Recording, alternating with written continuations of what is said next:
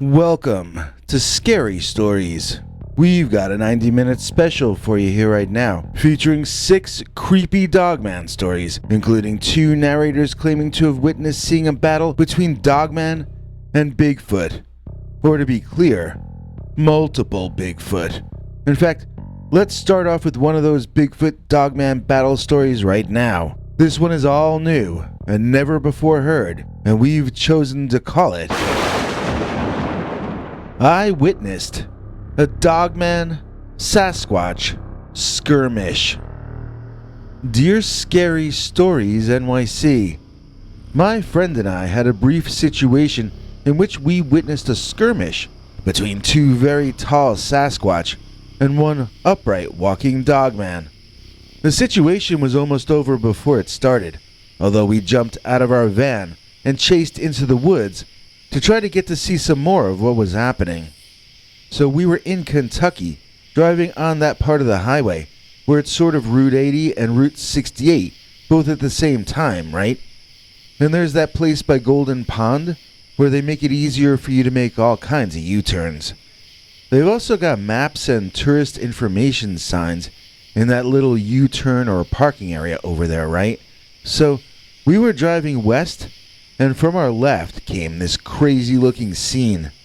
My buddy was screaming at me to drive, to get out of the way, but instead, I stopped the car.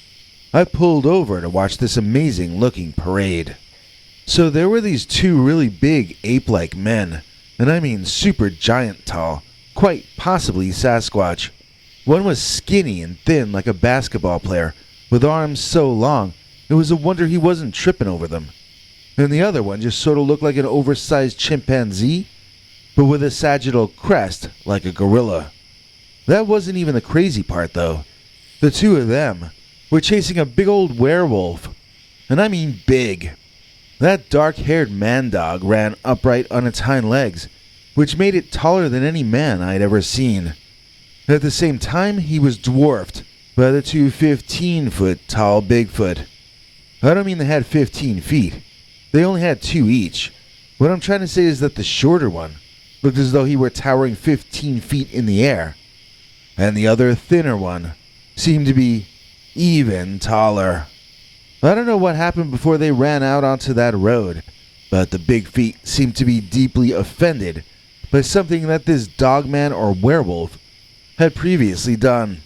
The canine would turn and fly into a violent rage, attacking both ape men at the same time and driving them back away from him.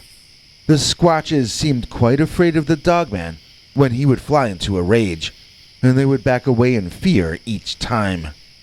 Once the upright canine resumed walking away from the simians, though, they would seem to forget immediately what had just happened and launch again into chasing and harassing the much smaller wolf-like cryptid. I remind you, we were watching this happen right there in the road. The U-turn lanes were being occupied by cryptids, and they were putting on quite a show. Nobody else seemed to be around to appreciate it besides me and my buddy, though. Now, I'm taking a lot longer to describe the scene than it actually took to play out. I mean, these were fast-moving animals, and they were so interested in each other that they either didn't notice or didn't care in the slightest about our presence there. If we had been in their way, I think they would have just climbed over us and kept their battle going on. This whole time, which again was less than half a minute, my friend was screaming in my ear to get us out of there. I mean, he was really scared. I can't say I blame him, as those things were large, and they were freaking out on each other completely, you know. I just kept ignoring him or telling him to quiet down until the dogman ran into the woods and the Bigfoot charged in fast after him. At that point, I grabbed my phone and I ran out of the van, trying to set the stupid thing to take pictures. I was kind of surprised when my buddy ran out there with me. All of a sudden, he hadn't seen enough, and he wanted to see more. Don't ask me. We both ran onto the grass and toward the woods, but by the time we reached the edge of the trees, we couldn't even hear those things inside the woods any longer. Who knows how far away they were already? When they ran into the woods, it took them a few steps, 3 or 4, and seemed very close by. The two of us were out of breath for making that same run, though, and it became extremely obvious that we'd never be able to generate the kind of speed necessary to chase after a bunch of giant monsters. So, believe it or not, this happened in Kentucky, just a little bit north of Tennessee, right by Nashville, and a little bit east of Missouri. It's also not very far from Arkansas, which of course is the home of the Boggy Creek monster. Just so you know, not all of the cryptids are in the Midwest or Pacific Northwest or Pennsylvania. We've got some of the biggest cryptids of all roaming around by Golden Pond, on over to the Mark Twain National Forest a few miles to the west in Missouri. There's a lot of natural land around here, and when nature takes over, unnatural things can sometimes move in. Unnatural, like the time that I witnessed a Dogman Sasquatch skirmish. Don't go anywhere. We've got 5 more Dogman stories for you in this episode, including our other Dogman Bigfoot battle, which we're calling Sasquatch Chased by Dogman.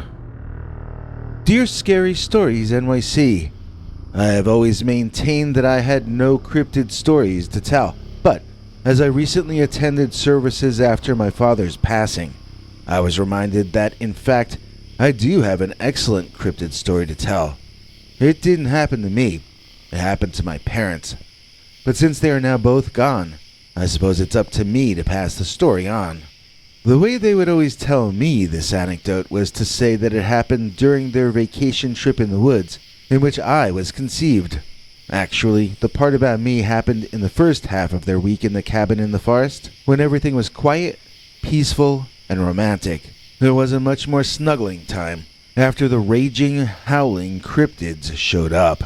Now, I've been advised that most of you who watch this channel want to hear about Dogman, and just want to jump to those parts of the story.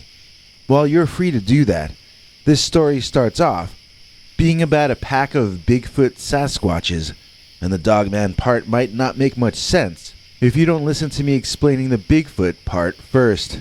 Still, you're free to do what you like. So, very soon after they got married back in the 1950s, my parents took a vacation at a log cabin in the northwestern Pennsylvania woods. They had been unable to take a honeymoon due to work considerations, so to make it up to them, Dad's boss lent them the use of his cabin for a belated honeymoon a few months later. Now, this is the part of Pennsylvania that's up near upstate New York, but also close to the Great Lakes region.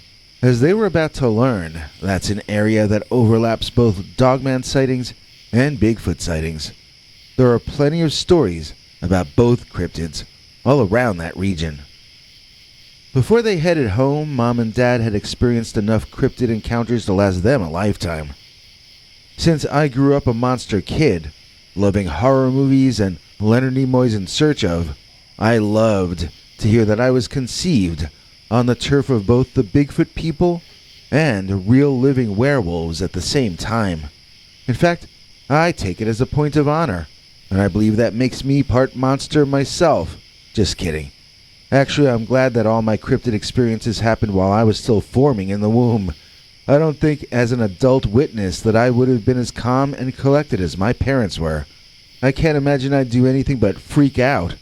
Like when I hear people say that these creatures seek out people to scare them because they feed off our fear, I say they're missing out on a gourmet meal with me. I even get scared at Abbott and Costello movies. I don't even need gore or anything to cover my eyes.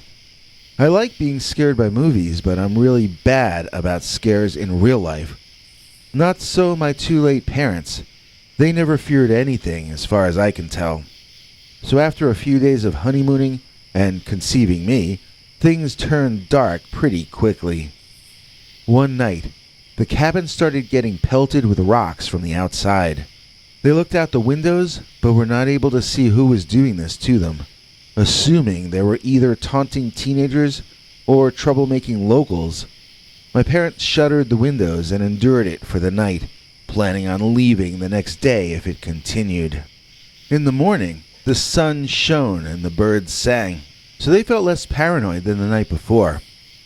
Taking a walk around the edges of the surrounding woodline, they found what they took to be barefoot human tracks. Neither of them took note of the size of the tracks that morning, so possibly they were seeing tracks of juvenile Sasquatches, whose tracks are said to look far more human than adult Sasquatch tracks. This seemed to confirm to them that locals were targeting them for some reason, which they didn't know why. Maybe just because they were from another location. It could have been as simple as that. It was unnerving, but my father was not afraid of much, and he decided they'd stay one more night to see if the trouble was already over. That night, again, stones began to be thrown onto their roof from the surrounding woods. They were coming from multiple angles, so there had to have been at least 3 different individuals taking part in this. My father told me that he wasn't really scared of whoever was doing it because they continually threw the rocks onto the roof. They didn't throw them through the glass windows, which might have actually been easier to do. They seemed to want to be annoying, not to destroy anything. So Dad decided to take his boss's rifle off the mantle, dust it off, clean it, and load it with one shot. Then, if the rocks were still falling on the house, he'd decide what to do then. Well, they were still falling by the time he was ready, and Dad decided to open the front door, walk out onto the little wooden front porch of the place, and to announce that playtime was over. "I'm afraid I'm going to need you boys to stop throwing rocks at my wife and myself," he announced loudly and clearly. "I'm going to need you all to go on home now." He listened. There was absolute silence all around. "I'm going to need you to leave. And now," he said even louder, and he punctuated his sentence with a very loud warning shot in the air. It echoed and echoed throughout the region, but other than that, there was no other sound. Noting movement in his peripheral vision, Dad turned and saw this chimpanzee man come walking silently from behind a tree to show himself. He had to be as tall as my father, and he was clearly far stronger. In front of Dad, a far taller, far more terrifying-looking gorilla man sauntered out into view, looking oddly bored. You know how Bigfoot are said to stare at people from behind trees? Well, this one was looking around at anything but my father, but Dad knew he was showing himself on purpose, even if he refused to make eye contact. At this point, the ape-like beings, who ranged in size from 6 foot to possibly 10 foot tall or more, began displaying agitation. One shook a tree, sending leaves flying. Another shook a nearby bush angrily. Dad couldn't count them all, because they seemed to be showing themselves, then retreating back into darkness, only to reveal themselves in a different location the next time. They were circling him, but some were moving clockwise, and others moved counterclockwise. If Dad and Mom tried to escape through that gauntlet, they'd be easily caught by those beings, which we have to assume were Sasquatch. One time one of them appeared to yawn, and even that was intimidating, as Dad saw the almost cat-like fangs, the immense and dangerous teeth of an apex predator. Dad had only loaded one chamber, and had no means of response to this new challenge. He had played his hand, and was out of ammo in both a literal and figurative sense. So he turned around and started walking back into the house. Bam! A baseball-sized rock slammed into the door frame to the left of him. Whiz went another rock just past his right ear, ricocheting off the door into the cabin. It just missed Mom's leg before it crashed into a chair. That began a barrage in which the exterior of the cabin and the roof needed extensive repairs from afterward. This time the creatures did throw at the windows, But fortunately, my parents had closed the wooden shutters over them earlier, and no glass was broken. Apparently, Dad had made an extreme faux pas in the opinion of the big feet, and this time, their barrage lasted for hours, with the ape men dancing frantically outside the house in ecstatic fury.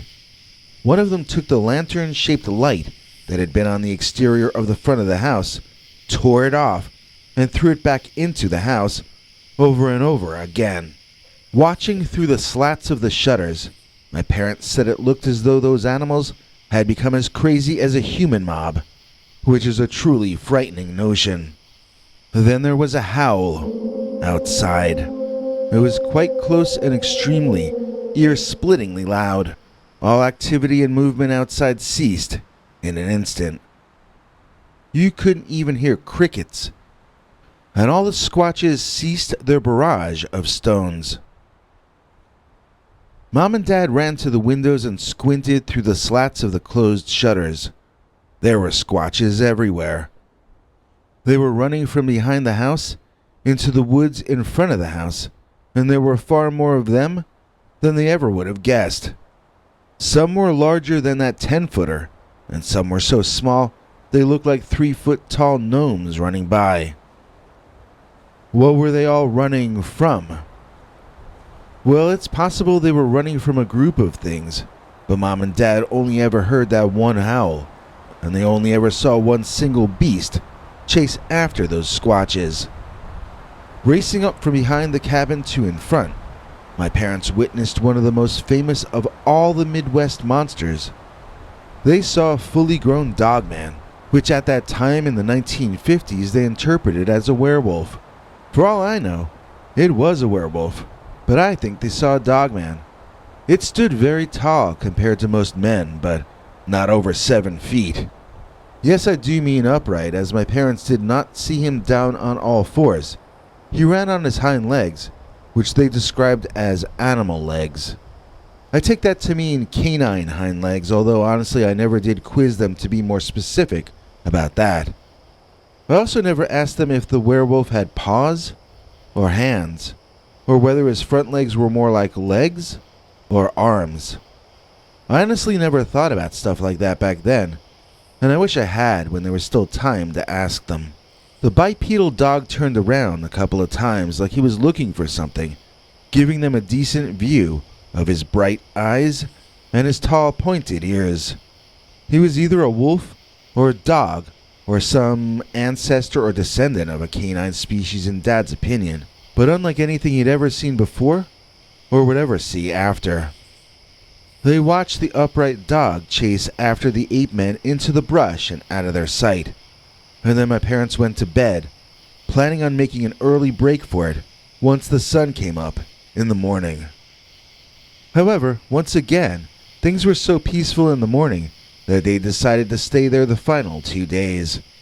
They somehow sensed that the mood had lifted, and the Squatches had been chased off for the duration. Dad used to joke that a werewolf is a man's best friend. It's kind of funny in retrospect, come to think of it. I mean, they saw the Bigfoot as hostile toward humanity, and they saw the Dogman as the savior of humanity. If anything, those are both the opposite of the cryptid's modern reputations.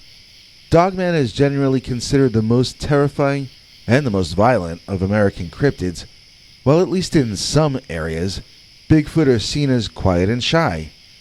I know that not everyone agrees with the image of the docile and timid Bigfoot, but certainly it seems most people interested in cryptids tend to see the Dogman as the more savage and feral of the two species. Yet my parents saw it the other way around when they had their bizarre experience way back in the 1950s. So no wonder I grew up fascinated by monsters. Their smell was literally in the air as I was created. It was breathed by my mother and shared internally with me. I literally lived and breathed cryptids before I was living and breathing, if that makes any sense. They've always been a part of me, even if I've never seen one with my own 2 eyes. Other people are raised on fairy tales, told to them by their parents. I grew up being told the true tale of the time when my parents witnessed. Sasquatch, chased by Dogman. Sheila Paulette Garner Roberts, as kind as she is smart. She sure has a lot of names, but she's got even more heart. Please join us in thanking Sheila Paulette Garner Roberts for making this episode possible. Sheila is not only a channel member, but she buys our merch too. There are links in our description right now to our new glasses and mugs, but if you look below this video, you might see some of our tote bags and t-shirts and so on. The t-shirts are actually the most popular. We should tell more people about those. It really helps out the channel in multiple ways when people buy these items. I really can't thank you guys enough. We'll have new stuff soon, I certainly hope. My Father and the Dogman. Dear Scary Stories NYC. When I was a kid, I ran away from home with my dad. We both hated my mother's rich family, and so we just departed for the swamps, where we hoped they would never look for us. We both knew the swampland was dangerous, and we thought we went in prepared. What we didn't know was that the swamp was also home to the Rougarou, or the Lougarou, which is basically very similar to what you call the Dogman. Both are legendary creatures, but I can assure you from personal experience that the kind of Dogman they say lives in the Louisiana swamps and bayous is very, very real. Now, during the first half a year we lived in the swamp, we were actually on a man-made raft with a sail made out of a couple of bed sheets sewn together. We pitched our tent on top and nailed it to the raft, and voila, our own houseboat of sorts. When we could, we'd camp on land, and when we caught fish or crayfish or whatever, we'd build a fire on shore to cook our catch. I remember it as the best time of my entire life, and I wish we could have lived that way forever. I'll never be that free ever again, and it was living that life that taught me how precious and valuable our freedom is. The first time we saw a Dogman or Rougarou, we saw two of them. In fact, we were surrounded by them and swamp, and I thought we were both goners.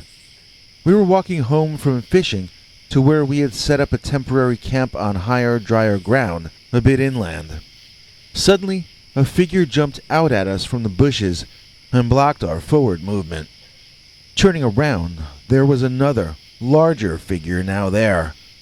Although both were upright and bipedal creatures, neither was a human. For one thing, they were unclothed and covered in fur. The one in front was gray, and the larger one behind was a mix of various shades of brown and tan.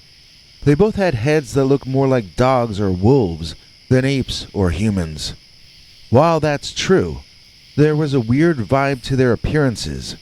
They genuinely looked like mixes between canines and people.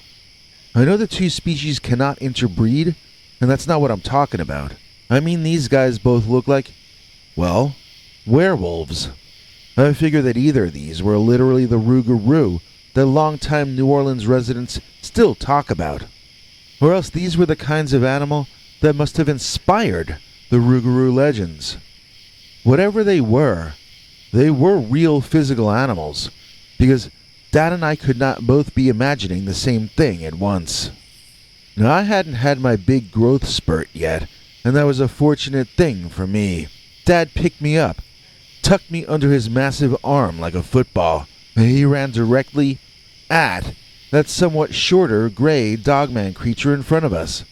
What I did to help was I screamed my fool head off. It was like Dad was doing a broken field run toward the end zone. I stopped yelling after we had to jerk left, and then jerk right, suddenly, to fake out that Dogman. By that point, I was clinging onto my father as hard as he was holding onto me. I don't think what he did would have worked a second time, but since probably no other person or animal had ever run at that big predator before in its life, Dad had the element of surprise on his side. That Dogman and I brushed against each other as my father leaped past him. His fur felt scratchy to me, not in any way pleasant to have to touch. It was such a brief moment. That's the entirety of my memory. Both Dad and I were shaking all over, by the time we reached camp. We got out our defensive weapon as we also lit a fire, but the two dogmen left us alone for the rest of that night. Maybe they had decided to hide in the shadows and study us. Maybe they were spying on us. Or maybe they moved on. I'll never know. The night did sound ordinary, though. The owls owled, and the frogs frogged, and the crickets cricketed. None of them seemed at all frightened of anything out there, so we took turns sleeping until finally we both woke up at dawn. After that, Dad started prioritizing us building ourselves a real house, or at least a real cabin. If we had a real place to stay inside with a permanent fireplace, he reasoned, we'd be much safer from not just the dogman, but also the creepy crawlies and everything else out there in those swamps. The first thing we did was walk into town and get ourselves a lot of tarp. Then we were able to build a shelter that we could store dry wood inside of.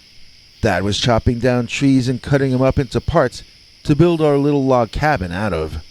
We were not building on or by the water, but on what we hoped would continue to be dry land, and we were hidden extremely well in those woods.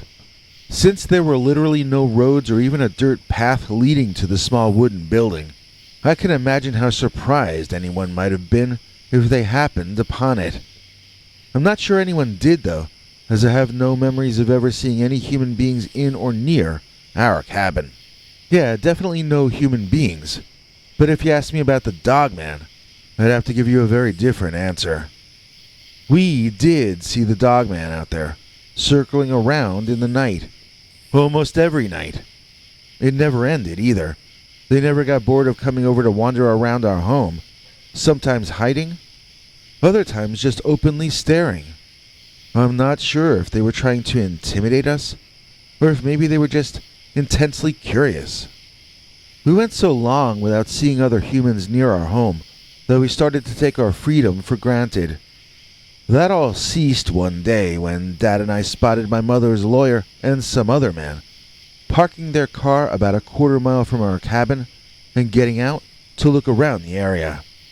We were up on a hill at the time, overlooking the road, but we took cover so as not to be seen. I could only assume they were looking for us, as they poked around as though looking for something. The other guy walked deeper into the woods when we heard the sound of a deep-voiced big dog barking in surprise and anger. That guy came racing out of those woods shouting something. They both dove into that car, made a U-turn, and got out of there. Both Dad and I thought they'd been chased off by the dogman, so we hid a while longer to see what emerged from the woods.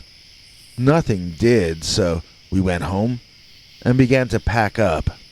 It was time to move out of that area.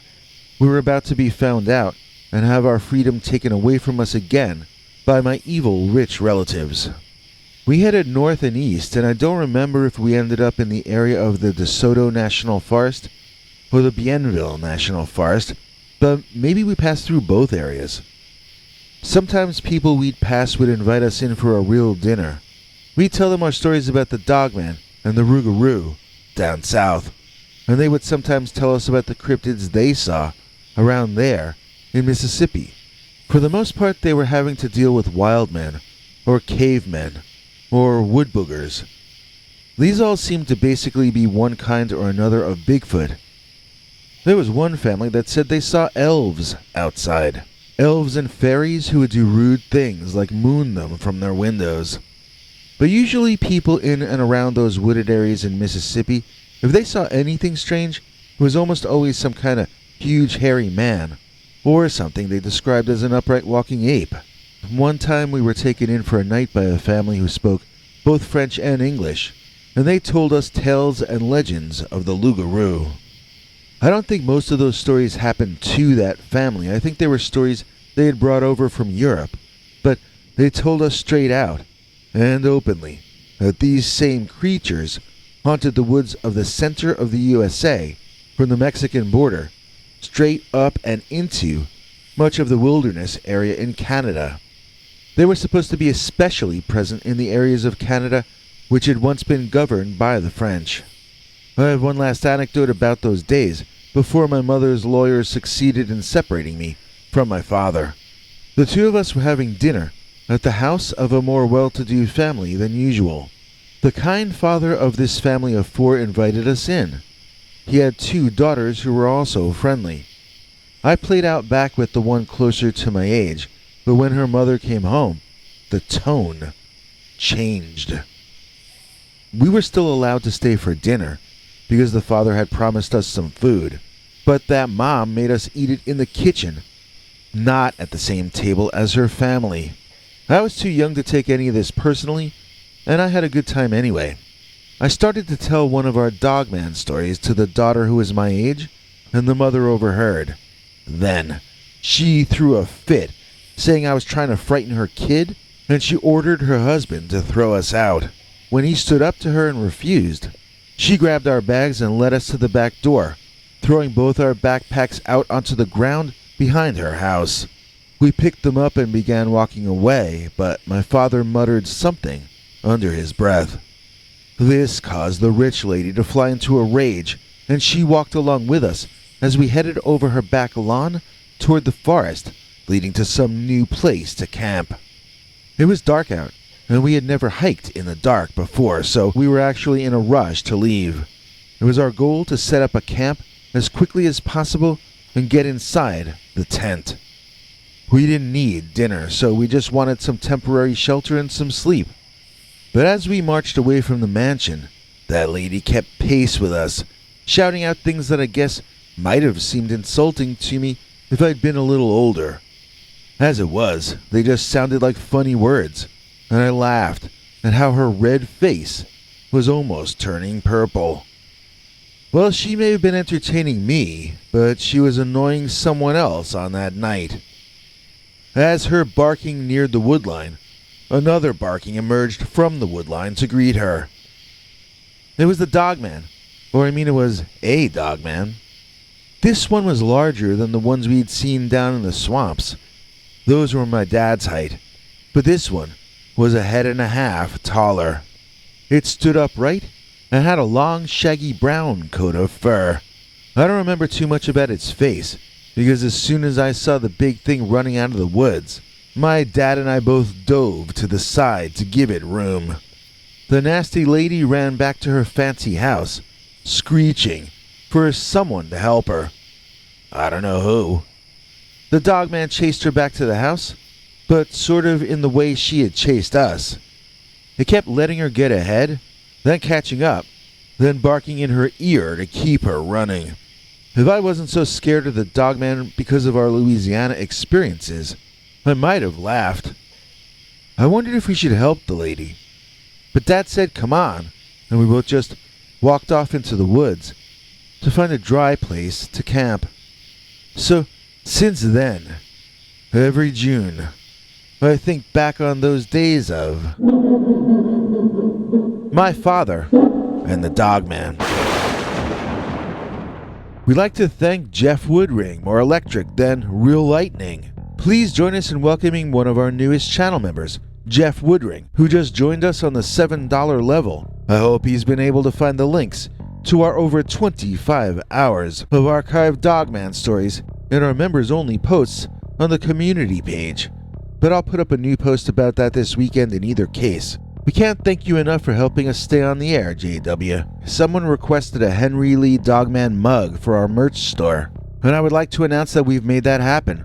We've got Hank, we've got our old pal Bigfoot, that handsome devil, and we've got a Dogman mug or two. I believe all of them have our skull logos somewhere as well, and I hopefully have remembered to put the link to that in the description or a pinned tweet. Okay, this windbag is out of hot air for now. Dogman, on your rooftop. Dear Scary Stories NYC, I've seen more than one video on your channel where people tell you that they've seen circumstantial evidence indicating that Dogman have been infiltrating human civilization. This is another one of those emails. I live in a city in the Midwest. It's not the largest city, but it's too big to call a town, that's for sure.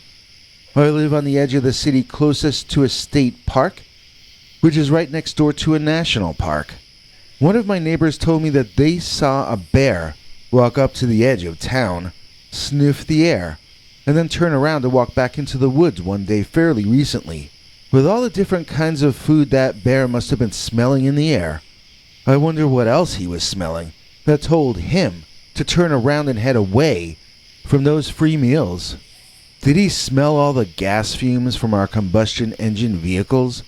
Or is it possible he smelled that the Dogman had already claimed our part of town as his own? Laugh if you will, but you wouldn't be laughing if the story I'm about to tell you had happened to you. I'm not going to reveal what city this happened in, as I'm trying to get neighbors and police more aware of this situation at the moment. It's not time yet to speak to the general public about it, as there still seems to be a chance to create a grassroots reaction to deal with it. I mean, even if we never capture a Dogman and are unable to prove without a doubt that it is here, if enough people start watching out for them and taking countermeasures to protect themselves and their block, maybe we can reverse the trend and make these creatures less interested in sticking around our area. After all, the more deterrence we can create and put in place, the less desirable the area will become for them, and then the more likely they'd be to stay in the wilderness instead of habituating here. Since I got divorced and I retired from my job in the same year of 2019, I've been living in an attic apartment right at the very edge of my city, overlooking the edge of the woods. I have a very beautiful view, and such a tiny apartment that I got in the habit of staring out the window at the city and the forest, rather than looking around my little hovel. Outside, I can literally see for over a mile, and it's quite a peaceful feeling watching the clouds and smelling the mix of city and country smells intermingling. When I would look out that window, I would forget my problems, and I would begin to be at peace with my advancing old age, with the fact that my friends sided with my ex-wife, and with the fact that my pension somehow got cut in two after 35 years of service for that same company. The view was so beautiful that it almost didn't matter that my kids, who I sacrificed to give better lives than my own, will no longer speak to me. I mean, why should they? Their mother took everything from me in the divorce. If they want a handout, they'll just go to her. There's nothing left to take from me, and it would be more convenient for all of them if I would just move on to cremation already. My daughter told me she's embarrassed of me. She has her hair dyed bright red, literally the same shade as Bozo the Clown. But I'm disappointing her, okay? None of that would matter anymore when I would look out that window at that sweeping view, appreciating the stunningly perfect nature of, well, nature. I would feel at peace in a way I had never felt before. And then, one night, I began to notice the werewolves. I don't suppose they were actually werewolves. I mean, I think they're dogmen. Initially, I didn't know the difference, but what the internet tells me is that dogmen are these man-sized or taller, upright walking hairy creatures resembling werewolves from the movies.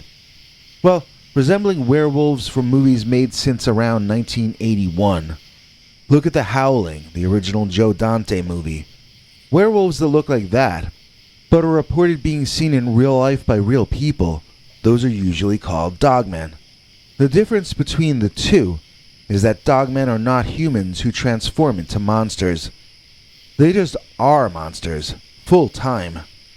Not all dogmen are upright walking, as the Michigan dogman has often been reported as being an oversized quadrupedal animal, but most modern reports seem to be of a creature who either walks bipedally or is capable of moving on either 2 or 4 legs, depending on the situation. At any rate, I was finding that I was seeing things moving around on rooftops between me and the woods. There aren't that many buildings between me and the forests, but I kept thinking I was seeing shadowy figures moving around up there. Have you ever seen a water bug or a roach or a spider moving around at the edge of your vision, then turned to look and found they'd already crawled off into a crack somewhere out of your view? Well, this was a lot like that. I was 90% certain I was seeing something, but I was not initially getting a second glance to confirm that I was seeing anything but shadows and illusions. I was genuinely beginning to wonder if I was either losing my mind or if I might be seeing shadow people. You know, like the Hat Man or Slender Man or something, if those are real. It did tend to happen at night, whereas it seemed to me that if it were a real phenomenon, it would be more likely to be viewable on bright sunny days. It occurred to me that whatever I was seeing must be nocturnal. And what kind of people are nocturnal and flit about in the shadows of city rooftops? Burglars. That's the answer, burglars. What if those were burglars I was seeing? I inherited an old set of binoculars that are still in very good shape, so that night I resolved to keep them with me and try to take a closer look at whatever that was I kept thinking I was seeing. I hoped it would turn out to be something real but benign, like maybe some larger birds making a nest or something. I was hoping I would find an answer so simple and so obvious that it would make me laugh. I haven't laughed in so long. I miss the feeling of lightness it brings with it. Well, I saw what was making those rooftop shadows that night, and it did not make me laugh. Now I wish my binoculars were the same as those fancy modern ones that can video record what you're looking at, but these were handed down through 2 generations of my family. I think they were bought by my father when he got home after the big WW2, so you do the math. They're heavy, and I still have a bit of a slow time focusing them. So when I finally saw a shadow I wanted to investigate more closely on a rooftop across the street that night, I found myself looking through the glasses and twisting the knob, turning it slowly, slightly closer to being in focus. As the image started to solidify and looked like a man in a werewolf cosplay costume, I nearly dropped the binoculars. Of all my guesses as to what I might have been seeing across the way that night, none of them, or that it might be the Wolfman. Yet, once I got those lenses focused, that was what I was seeing. There were more than one of these things, although due to the way they knew how to stick to shadows, it was kind of impossible to tell exactly how many. Do you know the way squirrels will move quickly, then freeze in a spot very still, smelling, thinking, and looking around? It's sort of cute in a rodent-like way, the way they do that, isn't it? Well, the dogmen in this neighborhood are very much like giant squirrels in their movements. Now you can take it from me, there's nothing cute about it. They will speed up to the edge of a roof, look around while holding almost perfectly still, then bam, they speed off to go look at or sniff something else. When they do it, it feels intimidating, not cute. I was sitting behind a window across the street, looking down from a taller building, and yet I still felt instantly unsafe when I saw what I saw on those rooftops. I couldn't sleep that night, and it's not like I got a life to get up for in the morning anymore anyway, so I sat up, watching the creatures through the binoculars. It felt like there were 3 or more of them, although I only saw 2 at a time once. Both looked identical. All the dogmen I've seen so far look like the same one, so I assume they must be family. I've only seen them from a distance or through the binoculars, and I have yet to find any major physical differences between any of them. I think of them as brothers, possibly twins or triplets. For all I know, there could be 4 or 5 of them, though I just can't tell you. At some point that night, I saw a dogman dive out of the shadow into the light on the roof directly below and across from me. It seemed to be grabbing at some small creature, like maybe a mouse. It apparently caught its game and sat there, squatting on a pointed rooftop, eating something out of its hand. It was facing 3/4 away from me as I watched it crouched there, somehow balancing easily on his 2 hind legs as he did so. And then, suddenly, very quickly, the dogman seemed to notice me staring at him from behind. He turned and looked directly at my window, his eyes glowing a brilliant, blinding off-white. This thing was looking directly at me. What's more, I'm certain it saw me, as it started turning its body in my direction. Panicking, I pulled the shade down on my window and jumped in bed, pulling the cover up over my head, as though I were a 4-year-old child. Soon, and I mean really soon, as in under a minute, there was a tapping on my window coming from the outside. I don't see how that creature could have gotten from that rooftop to my rooftop that quickly. I wondered then, and I wonder now, if that meant there were more dogmen, and some of them might have already been on top of my roof.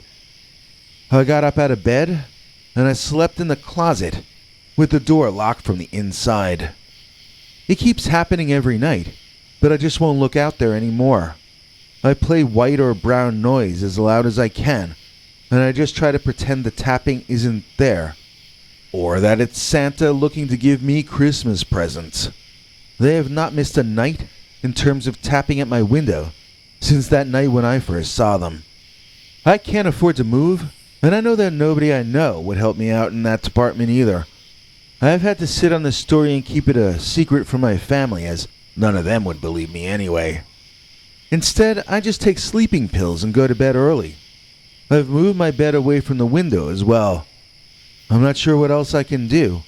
That's all I can think of. These days, I enjoy the view outside my window during sunlight hours. Sunset no longer soothes me. Instead, it brings me stress. I make sure to lock my window and pull the shade as the sun sets, even if it's a hot and muggy night. Better to wake up in a pool of sweat than a pool of your own blood, because you gotta visit through your window from the Dogman on your rooftop. James E. Brown, King JB, as badass as he wants to be. Please join me in thanking James E. Brown for helping to make this episode possible. JB used our handy dandy thanks button to donate to us. It's like a super chat for us channels that don't really do live streaming. And James, if you're listening, please email me at either of our emails, and I'll send you links to some secret episodes to thank you for your kindness. This is a hard time for some of us YouTubers, as inflation is causing the pool of YouTube advertising revenue to diminish. Our expenses are rising same as yours, while we're literally making less money now to pay those bills. I know the same thing is happening to some of you, as we've had people tell me they can't afford to be in our clubs anymore. All of us who work for a living are taking it the hard way, and it's likely to get much worse before it has a chance at getting better. So we really appreciate people like James E. Brown. Dogman versus The Thing. Dear Scary Stories NYC, I saw a dogman, but he didn't see me. At the time, he was involved in a conflict with a creature that I cannot give a name to, other than just to call it The Thing. It was quite absurd looking, and yet also extremely terrifying. I mean, I certainly didn't laugh when I was in its presence, yet people have laughed several times when I've tried to describe The Thing to them. It was just as frightening to be near as the Dogman, and it had a slight height advantage as well. I had this experience with a guy that I am no longer friends with, partially because I blame him for putting me in the line of danger. If either of those cryptids had taken notice of us, they might have put aside their differences with each other and had us for an evening snack. I'm still kind of unhappy with him even these 20 years later. Or I guess it would be more like 24 or 25 years by now. Time sure flies when you're holding a grudge. So let me rewind to the beginning and just list the events in the order they happened. My buddy, who I will call Claude, and I went camping at the Paul M. Grist State Park here in Alabama. Well, actually, we went there to hike, but we brought our camping gear there with us to camp. When we got there, we found that they rented tents and sort of told you where to pitch them, and that was not what we had been looking forward to. I wanted to just hike and then go back home, but Claude had another plan. He always had a devious plan. He could never just do anything the normal way. When I first met him, his rebelliousness was refreshing to me because I had been too much of a goody two-shoes.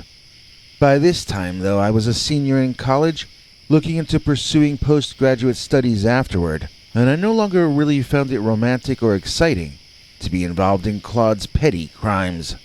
So when we walked down around the south side of the lake, and Claude suggested we sneak off into the woods on the other, eastern side of the lake to camp there, instead of in an official camping area, I actually put up a fight about it. We stood there arguing, until Claude began mocking me for being a mama's boy who was never going to have a single adventure in his entire life.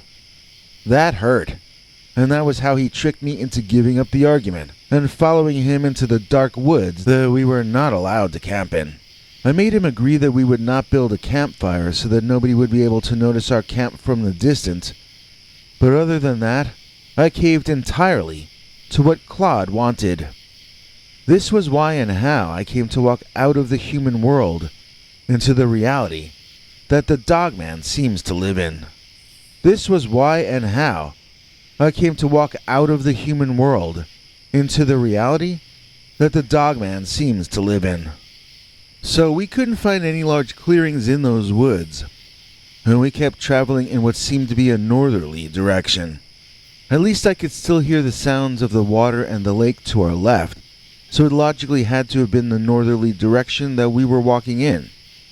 At any rate, very strange sounds were coming from someplace forward and to our right, so I guess in a northeasterly direction from where we were. Honestly, at that time, I was not sure they were animal noises, but they were upsetting noises. They sounded violent. From that distance, echoing and yet muffled. It might also, I thought, have been whines emitted by a power tool, screaming as it cut through something hard, like a metal pipe. Every cell, no, every atom in my body knew instinctively to turn around and camp as far from those noises as possible.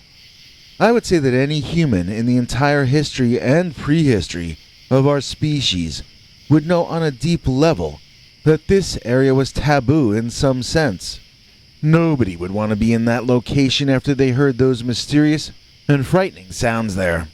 So of course, Claude took off jogging toward the sounds, motioning for me to follow. I had not really learned to make my own decisions yet, so I followed.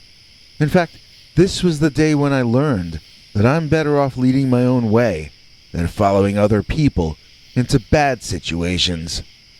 At least this way, if I end up in trouble, it will be trouble I earned myself, not trouble I got dragged into.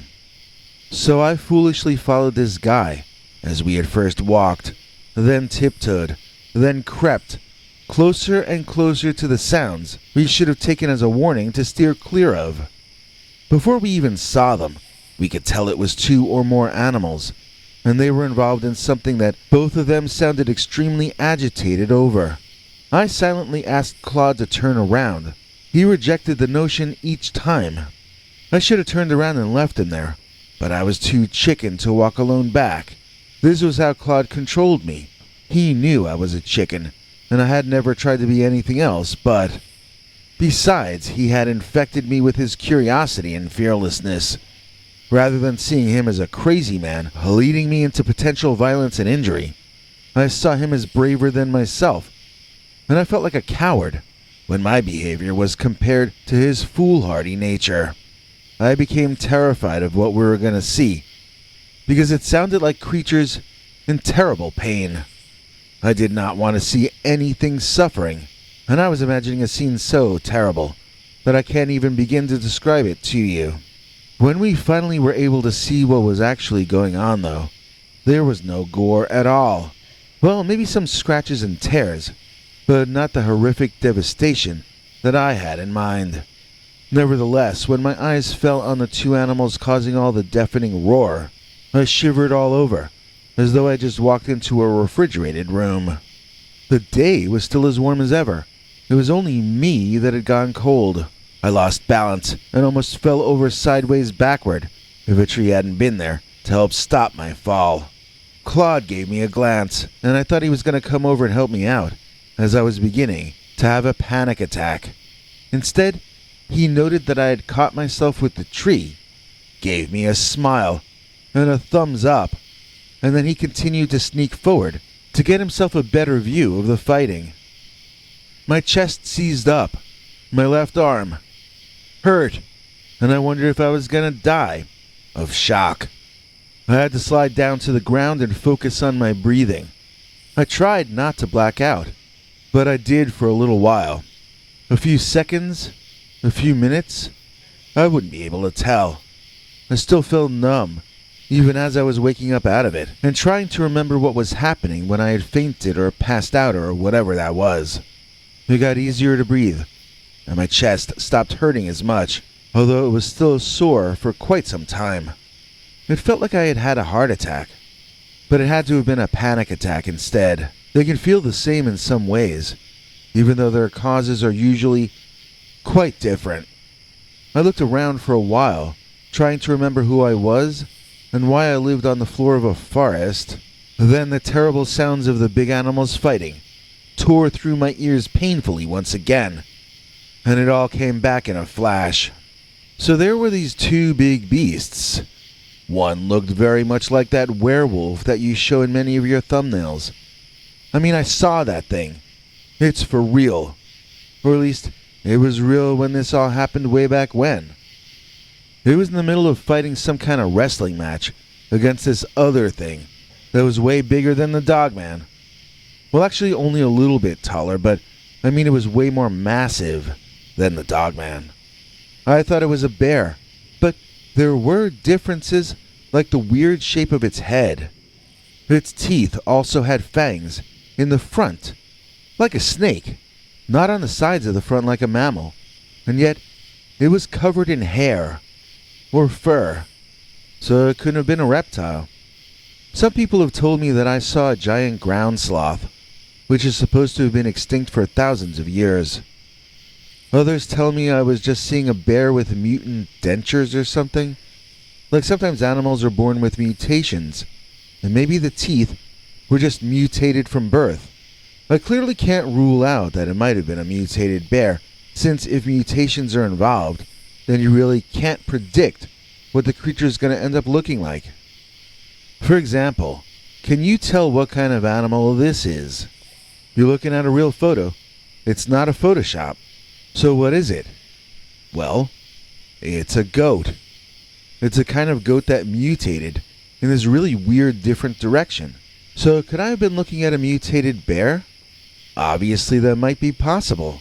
The only way to know what that thing was would have been if we'd gotten preserved something that contained its DNA and preserved it for years until DNA testing became affordable and accessible enough that we could have even had it tested. Now obviously that did not happen, but speaking of mutations, I suppose we also have to consider that this creature might have been one of a kind, a sort of mutation that happened only once. I had no way of telling if this was an old or a young specimen of its species. Did he have children to pass his genes on? If he was young and had not yet mated, then maybe this particular subspecies departed the earth when he died. I have not found any accounts online of others seeing things like what I saw, so maybe I saw the last creature that will ever fit that description. Okay, do you remember how they used to show dinosaurs walking in old monster movies, with their tails dragging on the dirt behind them? Well, this creature actually did walk like that. He had a thick, ugly, hairless tail, like a dark rat tail, but a lot thicker at the butt end, becoming thinner and thinner along the way. When it stood and walked, its tail slid around on the ground like a snake, moving left and right to help the beast maintain its balance up on its two hind legs. Those legs were animal legs, with long animal feet that I guess I could compare to anything from a cat to a rabbit. It was covered in dark fur all over, except for that nasty-looking tail. This thing had a belly, and it was quite round, in the way that bears can get. It looked well fed, and it moved with speed and grace, no matter how wide the midsection. While the Dogman looked like a living killing machine, with an appearance like a monster from a nightmare, the other thing looked like a demented teddy bear with glowing eyes.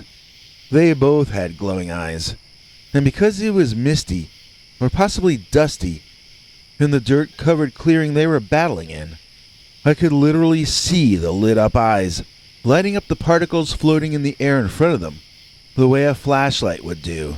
That's how I know for a fact that both creatures had eyes lit from within. There's no other way I could have seen that. So I was missing most of the action, but I was seeing enough in the flashes available to my vantage point that I was still too frozen from fear to have done anything but sit there and try not to faint again. The weird part to me, in retrospect, was that I don't recall praying. I'm no atheist, although I admit I only go to church on holidays these days.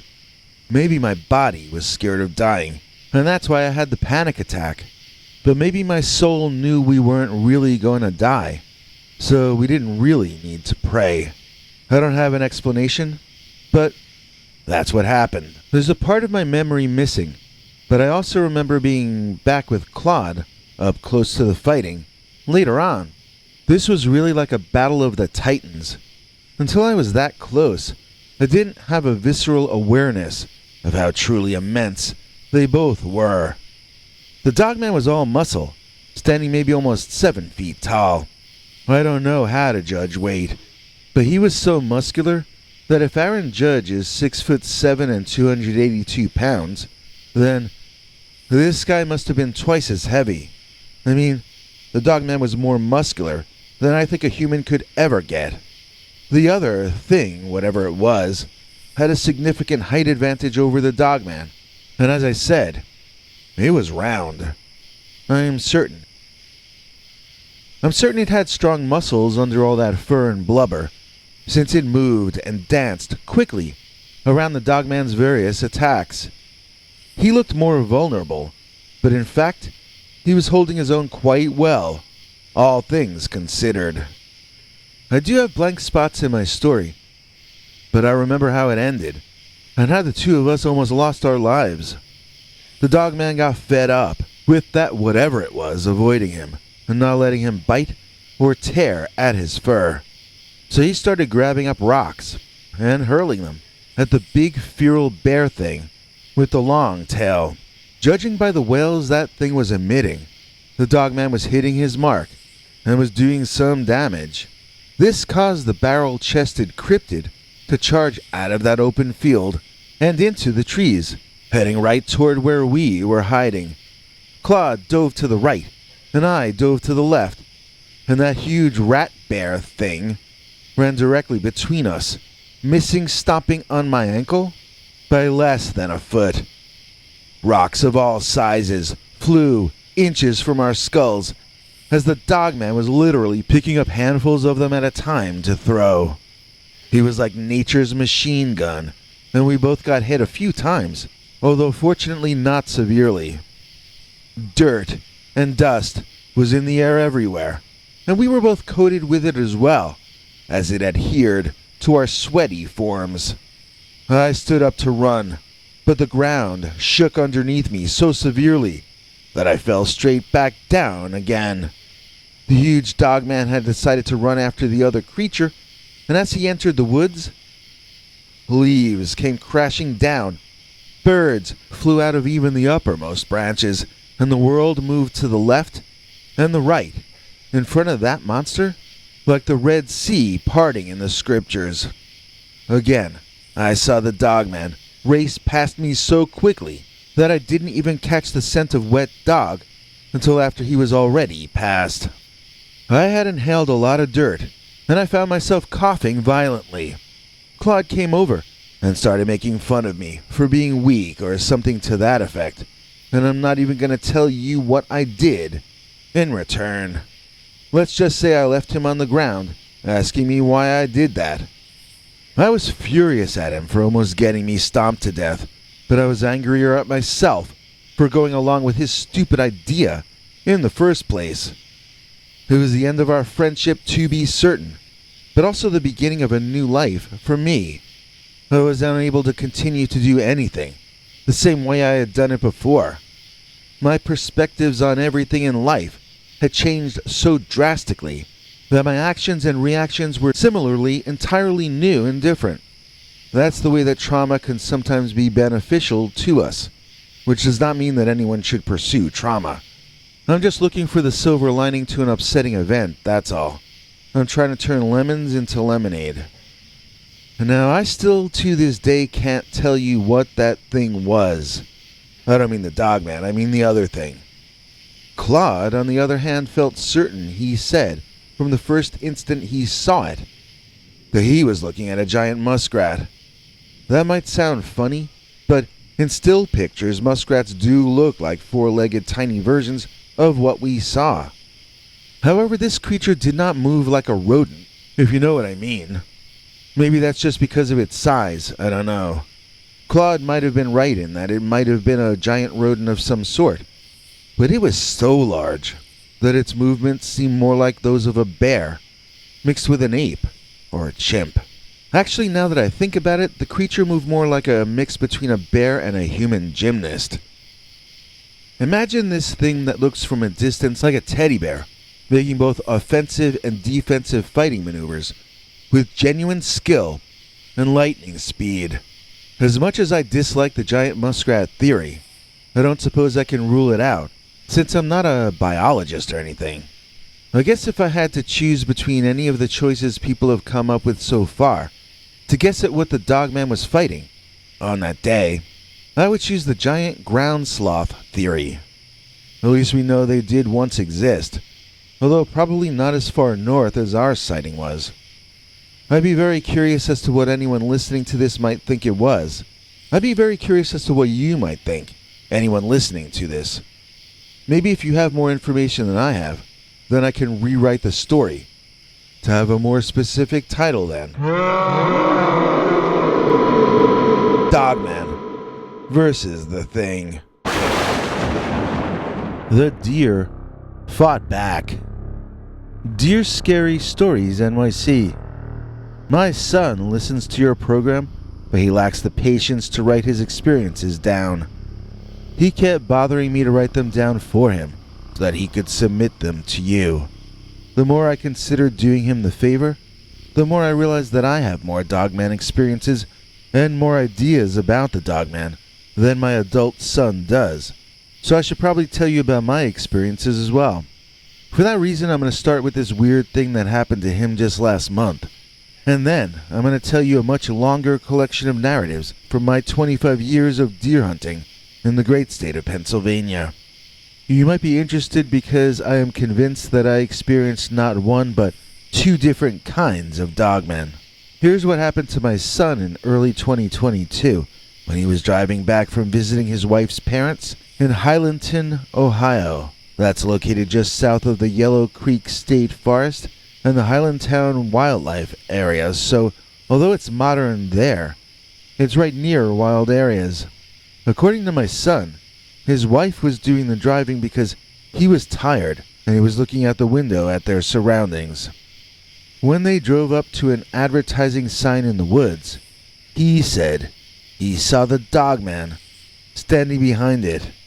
Now, I want to be clear. This was not a sign up on a metal stand like you might be used to seeing along the road. This was a sign made by and for a local business to advertise its phone number. It was placed in the woods themselves, back up higher than the road. It was also very tall for a sign, at least 6 feet tall, and that's why my son noted with alarm that he could clearly see the head of a canine over the sign.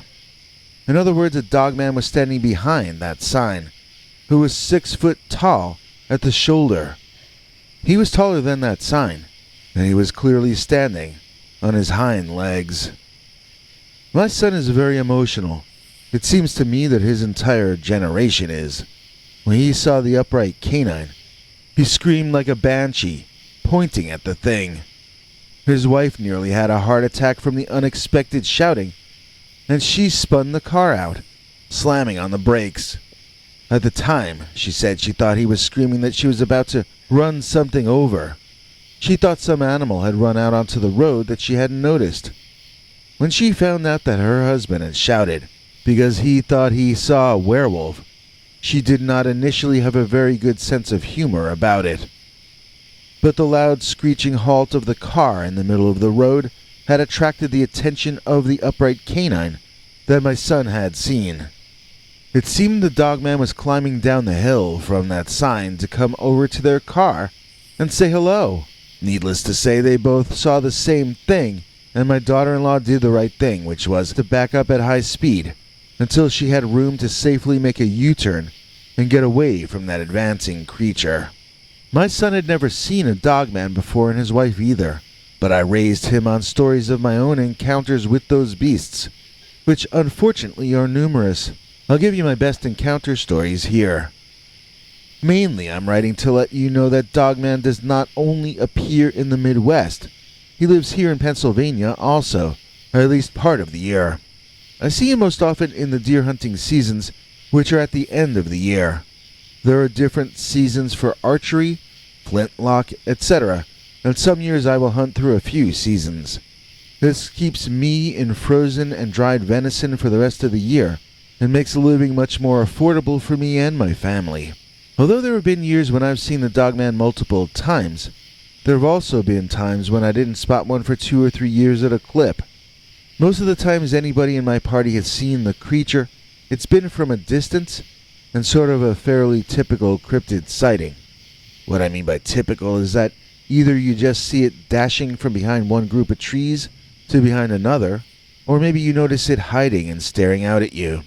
Then when it realizes it's been spotted, it either runs off or just moves a bit backward to be out of sight once again. I find the latter far more intimidating. You know they're still there. You know they aren't scared of you. And you know that they can see you, while you can no longer see them. Now, I don't want to paint an incorrect picture. There are hunters I've spoken to from Pennsylvania who are stunned when I tell them my dogman stories because they've never seen anything like what I'm describing. Some of them have been hunting 15 years or longer and never saw any sort of cryptid or had any strange experiences at all, while anyone who hunts with me seems to go away with at least one weird story to tell people.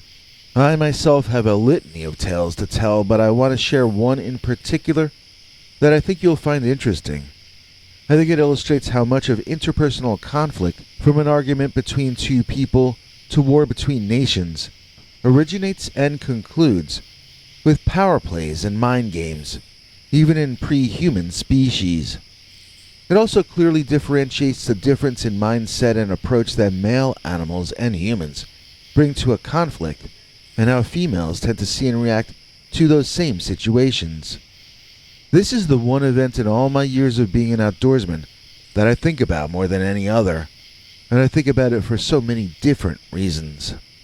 So one of my buddies had noticed something moving up on a hill, and we were sneaking around over there, trying to determine what it was, and if it was something we were licensed to hunt. It was not. It was a group of young does. I guess you could call them young adults or near adults. There did not seem to be any males or fawns around, just 3 or 4 does. We were literally turning away to look around elsewhere, when the group of female deer were set upon by the biggest wolf I'd ever seen. It didn't take longer than a second or two for me to see that this was not an ordinary wolf. It was one of the walkers. The upright walkers. It had chosen the deer it wanted to invite home for dinner, and it advanced upon the poor thing. The other does scrambled, and my friends and I dug back into our hiding blinds, eager to see what was going to happen next. I had never seen a dogman in the act of hunting for food before, and I was quite interested in understanding more about this animal, since it's not like you can pick up a handbook about him or anything. The more I know about how a predator hunts, the less likely it is I will end up as part of his lunch. So I wanted a clear view of the terrible thing that was about to take place. Except that what happened next was not something that I would have ever predicted happening, not even 1 in a million times. The fact that it did happen, the fact that we all witnessed this, might mean that this is actually a more common occurrence than we might have thought. Then again, maybe what we saw really was a rarity. Maybe this was the only time it ever happened. Who is to say? So what happened when that big man dog charged toward one of the does is that the other does scrambled frantically, running in circles as if they'd lost their minds. The one under direct attack, though, that one just stood up on her hind legs, like a human being, or like the Dogman, and she raised her hooves up, as though they were boxing gloves, challenging and daring that Dogman to try to come closer. When I saw that, I honestly thought I was witnessing another cryptid. I called it Deer Man, I'm not even kidding you. Yes, I know it was a doe. I know it was female. But in my state of semi-shock and extreme surprise, and let's face it, for a few days afterward too, I called that thing Deer Man. It stood like a man, and it fought like a boxer. Nobody in my group had seen that happen before, believe it or not. A few days later, when talking to some other hunters, they laughed and told us that this is actually a fairly common thing. The way an adult male deer will put his head low to the ground and charge at an attacker with his antlers, well, a female is likely to rear up on her hind legs and clock her enemies in the head with her front hooves, which I suppose are their most formidable weapon. How none of us, after hunting for so many years, were aware of that mystifies and embarrasses me. But I honestly have only ever hunted antlered deer, so I never got into any confrontations with the female of the species. Still, that's no excuse. I should have known that I was not seeing a cryptid battle a Dogman. I was just seeing a particularly large female adult deer using her dangerous and hard front hooves to stave off attack from a snarling and clearly very hungry, upright walking Dogman. So the Dogman had quite a height advantage on our little heroine, but she didn't care. As the Dogman leaned in to snap at her, she clocked him on the chin and bounced his head away from her. It looked like she was giving him whiplash, and I imagine he was getting a sore neck, as each time he leaned in, she'd issue a blow to his chin or lower jaw that sounded like a wooden bat cracking a double down the line, at worst, and a home run to center, at best. One time it looked as though she had caused the dog to bite down on his own tongue, and I would say she had turned the tide, and was by then winning the fight. The other deer raced around in what looked like mania to me, but they never left the area. They never ran away. They only ran in half a circle, turned around, ran a figure eight, doubled back on herself. It looked insane. But then eventually, after the Dogman found himself hurting more than his opponent, there came a flurry of hooves, a flourish of hoof play, you might say, and the Dogman was staggered backward. I don't even know if any of the blows landed that time, but the recent memory of how much they hurt when they did caused the huge canine to stagger backward, and accidentally, he tripped over one of the panicked deer who were circling around behind him at the time. When the Dogman fell onto his back hard, all of the deer were on all fours, pounding on him with all their might. Some used their front hooves, some used their back. That Dogman did not remain down on the ground for long. As soon as he had caught his breath, he was scratching and clawing at that dirt and grass until he gained some traction and sped himself out of that situation and away from that angry bunch of does. Again, what did I tell you in the beginning about all the different things I learned from this, about how the world really works? What those deers did was not something that me or my buddies would have tried. We're guys, and guys are afraid of the Dogman. We'd run away, not in circles. If we got away or if we were caught, it would be up to the Dogman. If he decided to chase us, then he'd catch us. If he had better things to do, then we'd survive. What those does were doing looked insane and chaotic to us guys, but they ended up chasing the Dogman away, not getting chased by the Dogman. I don't think they were afraid of him at all. I think they were incensed and furious that he would dare to make a charge at one of them. While my reaction would have been to scream and run, their reaction was more like, "How dare you?" And so they won that fight before it began. Those ladies were just not having it, dude. And similarly, I think most battles are won or lost before they even begin. Whatever kind of battle you choose.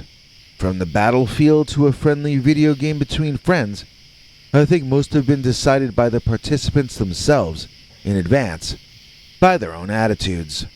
So that's one story of Dogman in which he seems very mortal and very vulnerable. One of the reasons I'd be too afraid to try any kind of direct frontal assault on the creature the way that doe did is that I once saw the Dogman do something that a natural animal cannot do. I think the Dogman is some kind of a creature that has strange abilities that I cannot explain.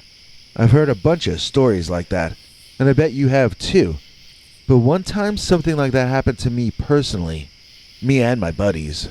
This would have been just before the turn of the century, probably 1998 or 99. I'm visualizing which friends and family were with me when this happened, and it would have had to have been around that time, just before 2000. We were at State Game Lands 51, which is down by West Virginia. That was the only time we went hunting down there, so it stands out. We told ghost stories and stories of the Mothman from West Virginia, since we were down in that part of the world. Then we saw a trickster entity of some sort. It was an impersonator, but I can't give it a name for certain. It looked like a Dogman when we saw it, but looking back I don't think it really was, or else the Dogman is a trickster. In fact, back then this did convince me that the Dogman itself was a trickster. Let me tell you what happened, then I'll elaborate on my evolving opinions about it. My buddies and I were heading back to our camp at the end of a long and fruitless day of hunting. Suddenly a large figure was blocking our path. Looking up, I saw that it was a hairy man with a wide chest blocking our way on the dirt path. My first impression was that it was a Bigfoot, until I looked up far enough to see the very canine head. It also had canine legs that it was standing on, so this was not a Bigfoot at all, but a monster Dogman. I was in the front of the group, so I dropped and I drew my weapon, which had one shot left in it that I had not yet emptied out. I prepared to fire, which I had hoped would make the thing back off. Instead, it charged toward me in what I interpreted as a hostile fashion, and I defended myself in that moment. Well, my aim was perfect, but the only thing I hit was the tree beyond where the Dogman had been. It just blinked out of existence, a fraction of a second, and before it would have taken an impact to its chest, that would have even put something his size back on his heels. So how do you explain that? It just disappeared. It didn't fade out. It was there 1 second, and it was not there the next. My thoughts at the time were that the Dogman is supernatural, or some kind of nature spirit, or pagan god. Years later, more like 2009 I guess, we saw those female deer deal with that Dogman like he was a fool. That one didn't disappear when fought back against. It bit its tongue in a literal fashion. So what's going on here? One of my friends who was with me at both events thinks that there is such a thing as a real Dogman, as in an animal that is canine, but hunts up on its hind legs much of the time. He then thinks that in addition to that, there is something else which is unnatural, or paranormal, or strange in some way, which can hide itself behind the illusion of being a Dogman, or a Bigfoot, or a space alien, or whatever it wants. He thinks that since the impersonator entities always act so scary, they must either eat our fear, or else they must exist to scare us away from certain locations at certain times. There are stories that are supposedly true about the United States deliberately trying to convince locals that certain areas are taboo, or inhabited by monsters, just to divert attention from U.S. military operations in that region. If humans can think of plans like that, then whatever this superintelligence is that seems to be behind the weirder cryptid stories could certainly also see the value of such an operation or ploy.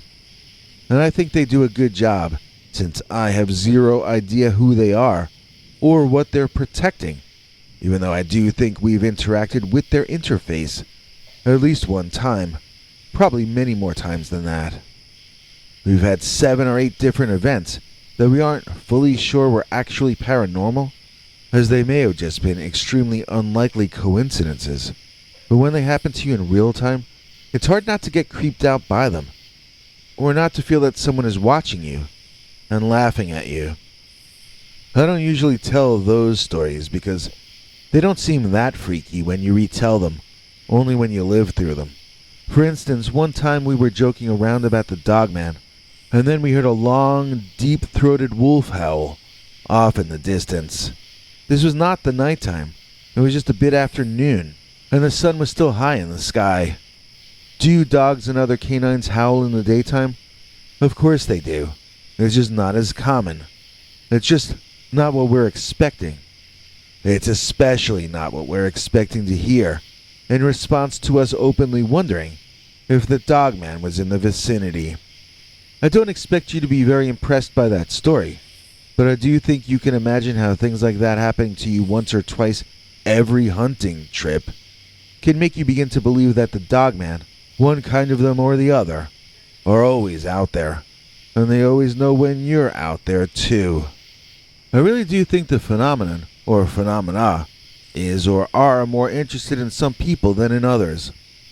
Sometimes people think I'm bragging when I say stuff like that, but believe me, it's probably more of a curse than a blessing to have caught their interest, or its interest. Sometimes it feels like a group of tricksters surrounding you and taunting you, while other times I wonder if there's one big trickster god out there who just happens to separate into different personalities, like sock puppet accounts, so that it can have interactions with you. One guy who used to hunt with us agreed with me about that idea, but he felt the trickster itself was malevolent and malicious, that it hates humans, and it was taunting and torturing us. He no longer hunts with me, it just freaked him out. For my part, I kind of feel more like the entity is testing us and teaching us a bit more each time. The reason we kept getting tested over and over in similar ways is that we tend to fail each successive test given to us. We look at these new things being presented to us with old eyes.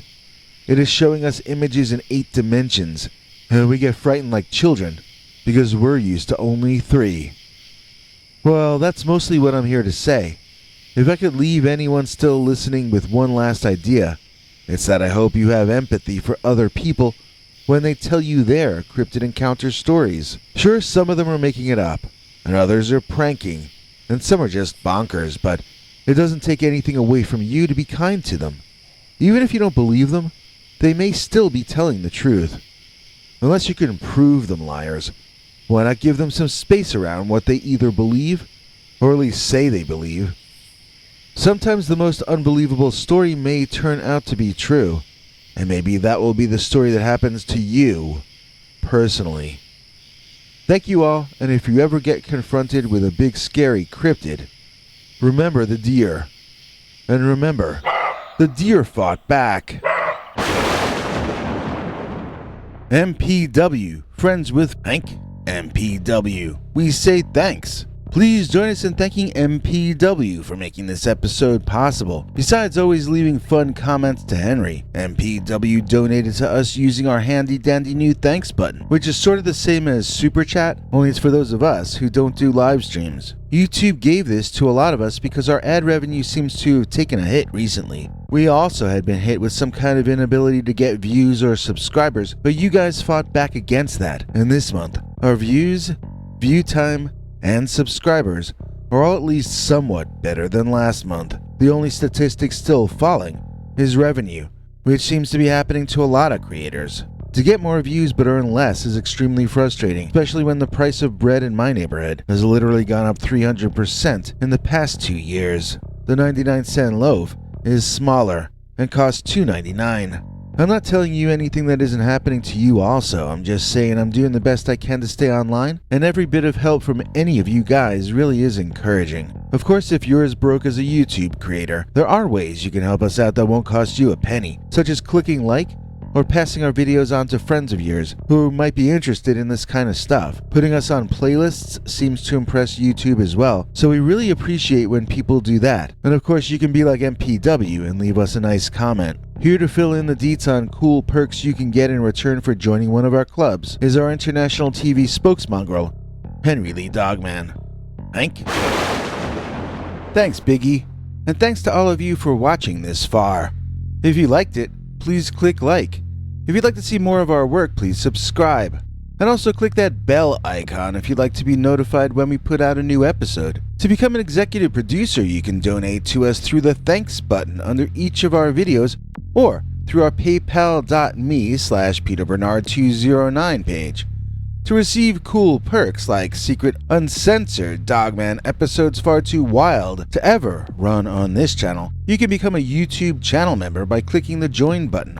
Or join our PayPal subscribers club at peterbernard.com. Joining either at the $3 a month level or above gets you access to our over 25 hours of secret uncensored Dogman stories available nowhere else. Do you have a scary story about Dogman or some other kind of high strangeness that happened to you? Let us know by emailing us at scarystoriesnyc@gmail.com or by leaving us a voicemail message at 804-LA-SCARY.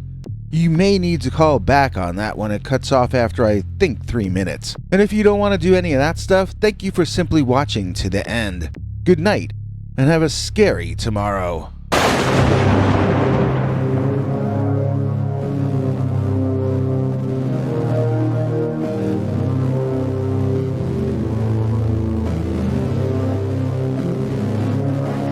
Come back for more scary stories.